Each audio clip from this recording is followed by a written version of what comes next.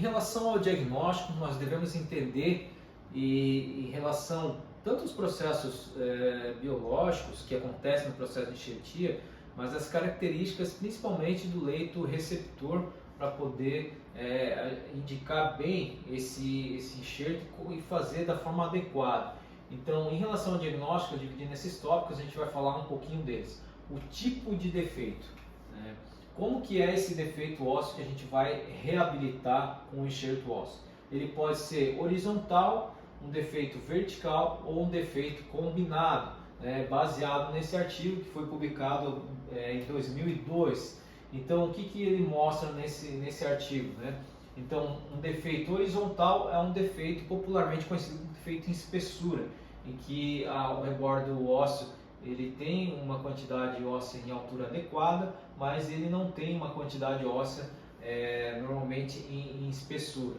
Já o tipo de defeito vertical é quando você tem uma quantidade em espessura, mas não tem uma quantidade em altura. Aqui podemos também considerar que esse defeito é um defeito em 3D, porque ele também precisa ser aumentado de uma forma íntegra, né? Então, mas é conhecido mais como um defeito vertical.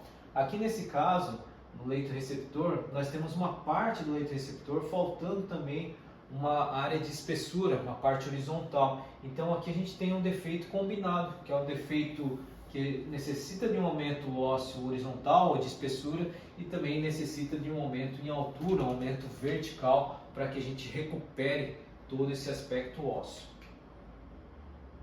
Bom, o defeito horizontal, como mostrado nessa imagem, a gente tem aqui uma boa quantidade de tecido mole, mas quando a gente vai analisar então essa área horizontal, essa área de espessura, a gente tem uma quantidade mínima aí que não dá para instalar um implante, tá? Então a gente tem que fazer esse aumento ósseo, então é um defeito horizontal, defeito de espessura. O defeito vertical nada mais é do que quando a gente tem uma boa base óssea, né? Então em espessura, só que a gente não tem altura. Então nesse caso a gente tem que aumentar a altura desse osso proveniente aqui dessa base, já com uma espessura adequada.